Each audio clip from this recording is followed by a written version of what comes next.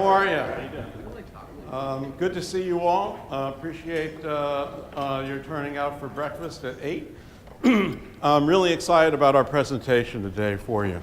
Going to be reviewing 10 goals you can actually achieve with a restaurant app. A little bit about the authority from which we speak. The insights that I'm going to be presenting today are really based on our experience. My firm, Loyalty Plant, has been single-focused on restaurant apps and their development and deployment for 5 years. We've done 400 restaurant apps in 8 countries. We've worked with the big brands, Burger King, Pizza Hut, KFC, Hooters are representative of that. But we've also worked with many, many smaller chains. And the great thing about mobile and the web is that the tools that we can apply to the larger clients are very much accessible to medium and small chains as well. Overall, we support 8 million app users, which gives us a really great database to work from. So as we present, I will be talking about some specific examples, but the benchmarks that we present against the 10 goals are very much, can be generalized. So what's the most challenging task for restaurants today? Well, clearly, you're dealing with the opportunities of location, food, operations, and service. But we really think at the very top of the pyramid, it's all about customer relationships. And we're in the business of building customer relationships that are truly rewarding for both the brand and the customer. This is one of those great situations where it truly is a win-win situation. When the customer is delighted with the experience they're having, and the mobile experience is an extension of the brand experience, then the restaurant marketer is going to be benefiting from all the great behavior that that customer will be presenting. So I'd like to just step back a second and use a metaphor. You know, if you're a farmer, you've got a field to till. And we really view customer relationships as being a field of customer relationships. And within the CRM world and the mobile world, there are a number of tools in our toolbox. So an app tool can actually provide actionable insights and analyze behavior. It can take that behavior and turn it into customer segments that can be very easily and clearly targeted. And once you have that targeting in place, it's all about communicating at the right place and the right time and delivering what we've all come to expect today, which is personalized offers and a really great emotional experience. I mean, we work in food. There's nothing which is as stimulating as food when it's really well presented within an app. The mobile environment offers another benefit, and that's gamification. Over 50% of mobile apps succeed in the gaming sector.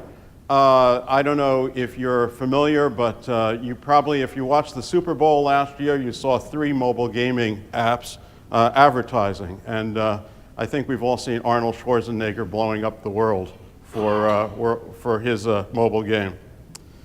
So truly rewarding customer relationships are going to generate lots of dollars. And this is how we define a mobile app that works. And this is how we define true restaurant success. So how do we build truly rewarding customer relationships? Well, for farming, we had the old tools. We had shovels, we had mass media, we had TV, we had couponing and consumer promotion. But clearly, in the new mobile environment, and mobile is so dominant, I'm just looking out to see how many people are on their phones right now. But on average, an American spends 3 hours a day on his mobile device, his smartphone. And 90% of time spent on a smartphone is spent within an app. Also, 90% of smartphone owners use their device for shopping. And 70% of smartphone users actually want loyalty cards on their devices.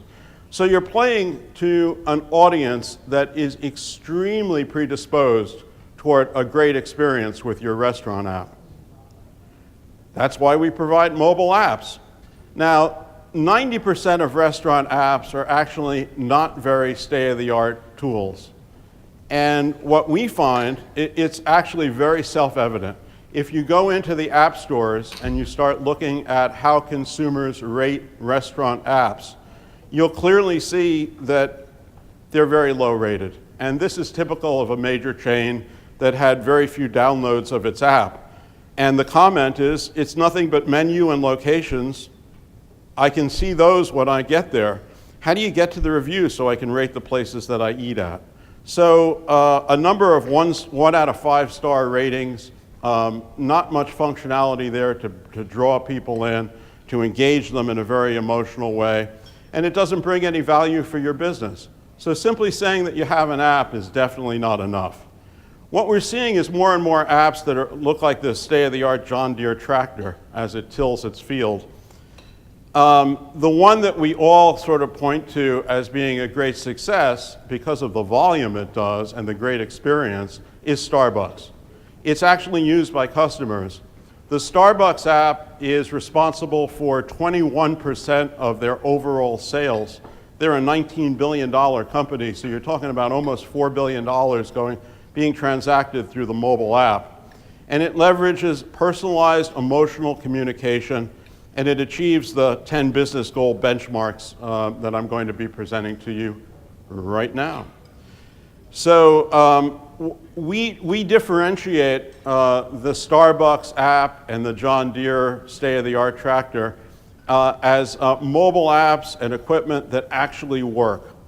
So let me take you through a little bit of the benchmark conditions before I start laying out the goals and talking about the benchmarks against those goals.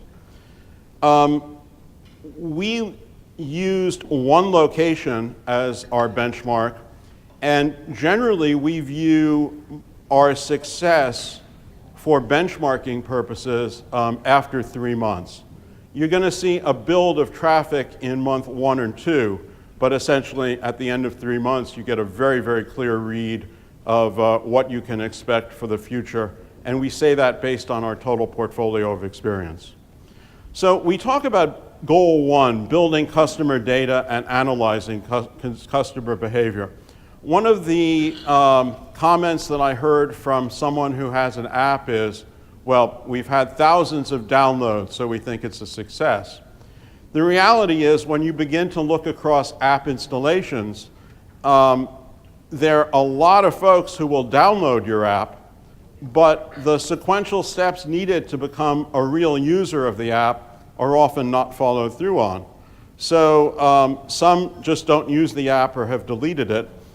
Some open the app sometimes, but they haven't used the mobile loyalty card yet.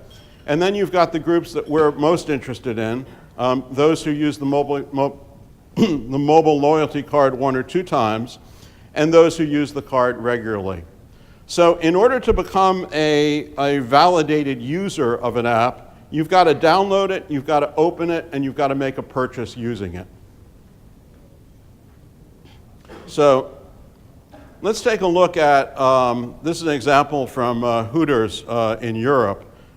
We had monthly growth of new users who transact. We launched in mid-December 2014 and got 230 new users who transacted.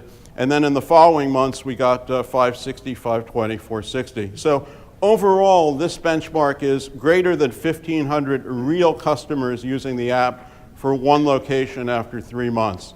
Obviously, there are some caveats around that absolute number.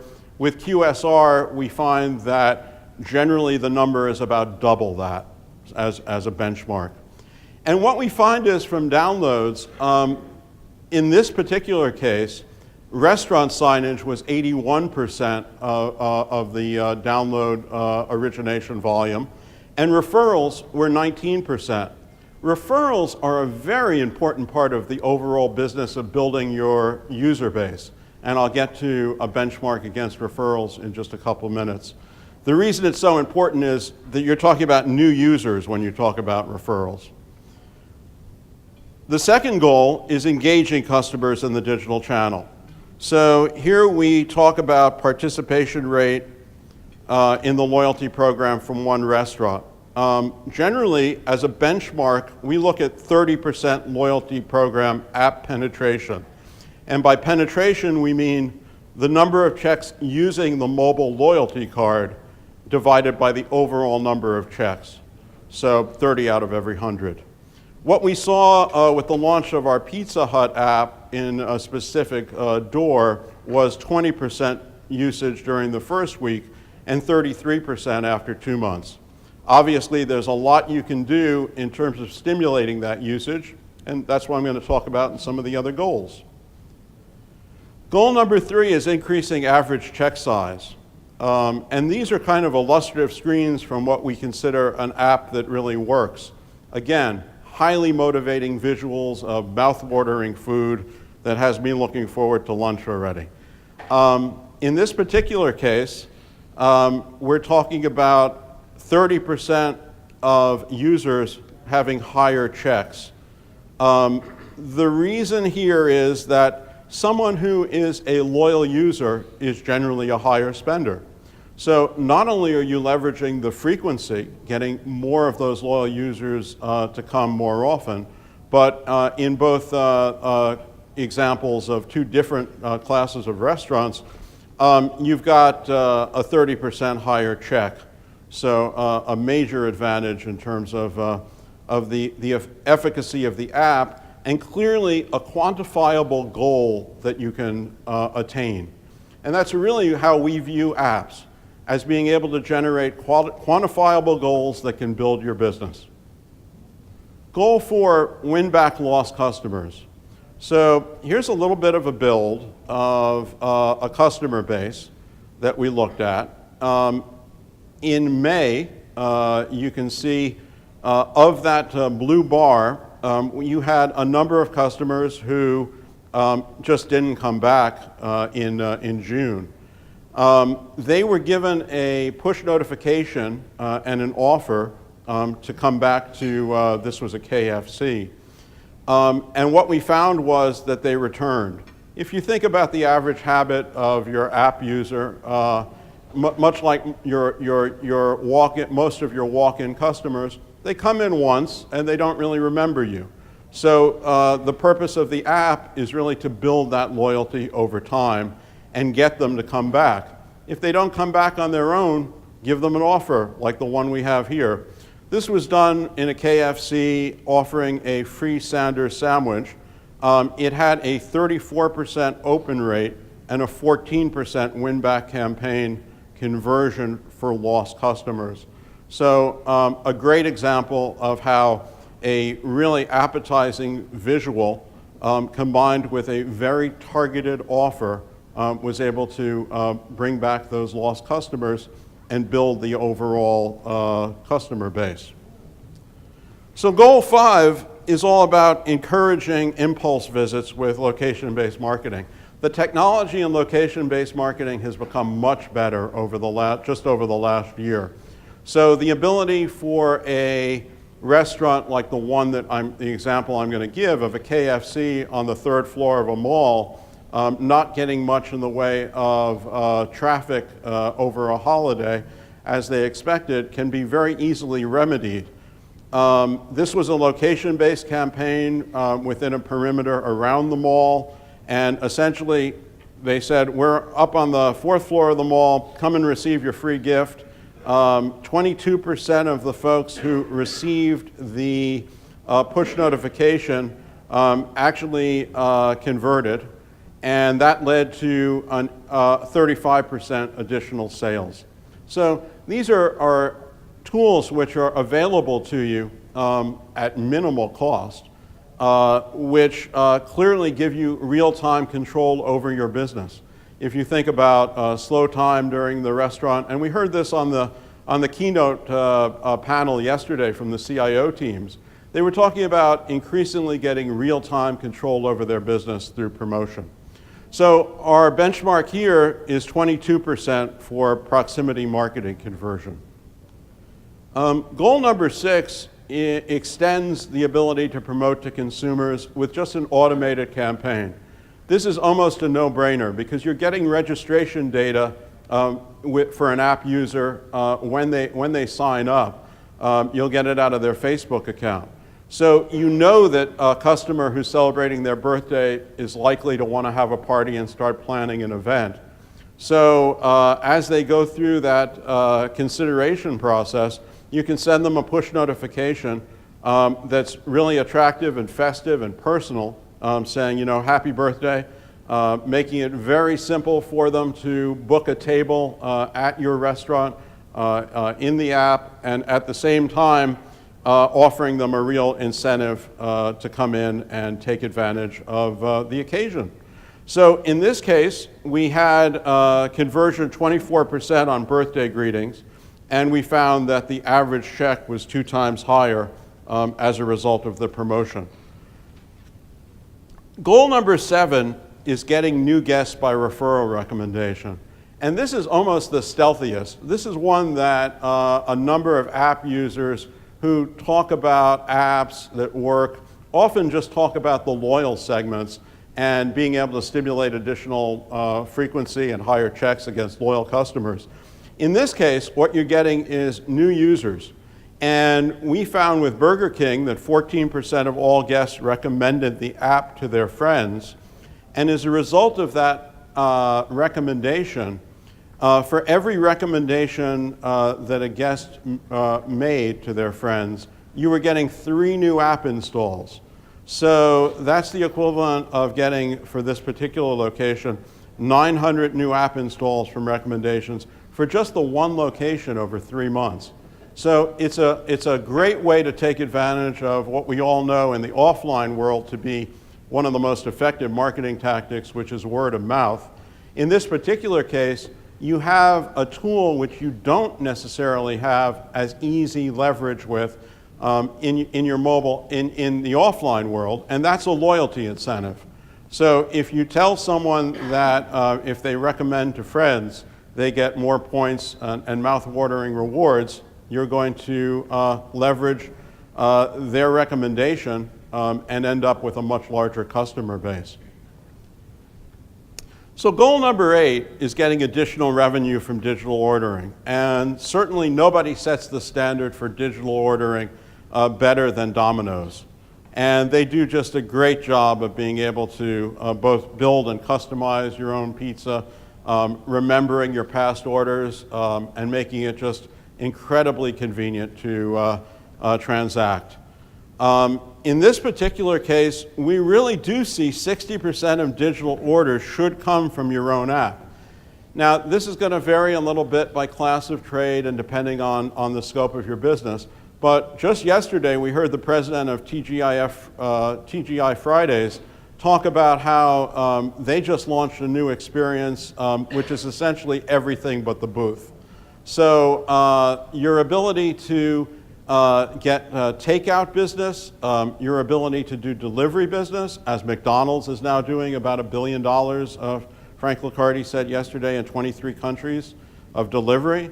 And also, very importantly, for those of you who have reservations, there's no reason why you should be giving third-party fees out to folks like OpenTable when you could be getting those reservations directly in-app from a loyal customer base. So we definitely see this as a huge opportunity for most of our customers, and a 60% digital orders coming from your own app as being achievable. Goal number 9 is providing your guests with a feedback channel that actually works. So in this case, often people don't think about this example. If you're a dissatisfied customer, the chances are that your remedies are going to be telling friends about complaints, negative reviews on Yelp, going to your website, complaining in social media. And the reality is that an app, which is a two-way communication tool that is private between your customer and your restaurant, is just a great way of getting these comments before they go public. and before they have a really bad effect on your business. And actually, in our experience, we find that a guest who has a complaint that has been addressed effectively is more likely to become a consumer advocate for your restaurant than probably anybody else out there, because they've encountered your ability to recover from what happens to all service providers at some point, some dissatisfaction with the service, and you've shown them a personal like.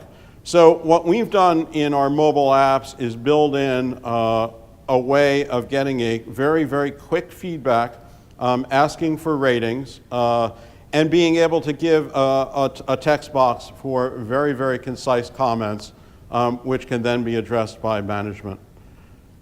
We generally find that getting greater than 10 feedback reviews per day is really a great thermometer for your business. If you're getting 10 feedback reviews, they're positive, you're in great shape. If there are some negatives that you can turn around, all the better. Goal 10 is the ultimate goal of all of us, which is growing sales and profits. So if you take a look at a KFC that launched a loyalty plan app in October of 2015, these folks did what a number of our customers do, which is essentially to take two comparable stores with similar locations, mall locations, say, similar seasonality patterns, sales patterns, and put our app that works into one location and use the second location as a control. So what we find over time is very, very consistent 6 to 20% same-store sales growth. That is a very hard metric, which we know is very achievable based on being able to take the previous 9 and many more. I cut it off at 10 because it's just a good number for a listicle, but I could keep going. But that's really what it's all about, growing sales and profits through great customer relationships. So just briefly, why isn't everyone achieving these terrific results that I'm talking about as a result of the app? Well, I'll throw out 5 key reasons, and this is really another presentation. I want to leave some time for questions, so I'm not going to spend a lot of time here. But I'd be glad to discuss any of these or any other concerns you might have, either in question or afterwards. So why isn't everyone achieving these results? Well, the first is not having your own branded app. A lot of folks have decided that it's too expensive, we don't really understand it, we're not getting traffic, we don't have downloads, we tried it, it didn't work. We went in with some other restaurants, we're perfectly happy just using OpenTable, and we don't know what the alternatives are. So having your own branded app is really table stakes, and it's a very cheap alternative to do well with a firm like ours or others, highly cost efficient, with 0 payback time. You'll see payback in the first month. A second reason for not achieving results is a static, non-personalized interface. Think about those comments of the review that I put up before. Hey, I can get a menu anywhere. I don't really need, your app to do that. Consumers are expecting a personalized experience. So unless you're giving them that, you're really not going to get the kind of goal attainment that's optimal. The third is an ineffective app communication strategy. Actually, in the wider world of apps, there's talk about an engagement crisis right now, because the reality is that people aren't using in-app notifications or push notifications in a very efficacious, pleasing manner to consumers. And I'm sure you all get messages all the time, and you go, hey, why are they sending that to me? So the couple of examples that I showed you of a really gorgeous, Colonel Sanders sandwich from KFC, or the kind of personalized ice cream, or the birthday message, are effective app communication tactics. You need a strategy against that. And the app analytics that we provide, which is very simple in terms of its segmentation, it can be set up quite quickly working with our customer folks who are trained in this. But identifying kids with families, for instance, and doing specific promotions against them, and doing win-back promotions are examples of effective app communication strategy. The fourth is bad loyalty mechanics, and I know we've all been there. We were all just talking about loyalty mechanics before, and one of the loyalty companies that's here, we don't use their program because it just requires you to type in codes all the time. It requires you to do all sorts of things which are not natural. And not only that, it doesn't show you the actual reward of what you're getting. Starbucks, I think about 6 months ago, made a shift in their loyalty strategy to what we're recommending. And I'll take full credit for that, by the way. But essentially, they moved from a reward system where if you go 9 times, you get the 10th cup free, to something much more stimulating, which is take a look at what you can get for the rewards. It gamifies the experience so that you're building points, so that you're building towards specific rewards that you want. The last one is developing your software in-house. We typically are set up to deal with all the unique complexities that a lot of IT managers never encounter. The ability to deal with Android and iOS and the many changes that are made to those operating systems. The ability to quite quickly deal with different device types, and a real integrated understanding of how to bring together a great loyalty program, a great user experience, and all of the elements that go into building what we call an app that works are really not core competencies of most restaurant IT groups that I've encountered. So those are 5 quick reasons why everyone isn't achieving those results. And I really wanted to end with this slide and leave a couple of minutes for questions.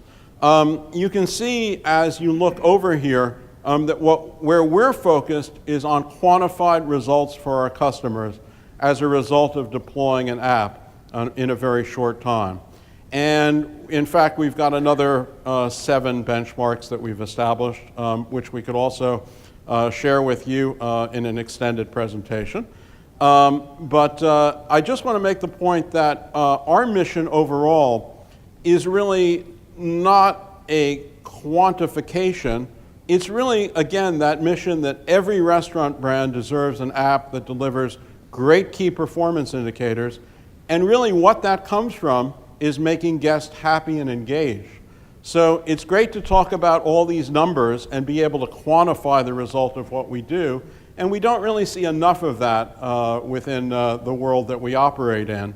Clearly, if you're going in and making the business case for an app that works, you need to demonstrate that ROI, and we've got those numbers fully fleshed out. But it's very important to balance that with an overall approach of just an outstanding user experience that you would want to use. So that's a little bit of an overview. I've given you 10 goals in about 30 minutes. We wanted to leave a few minutes for questions.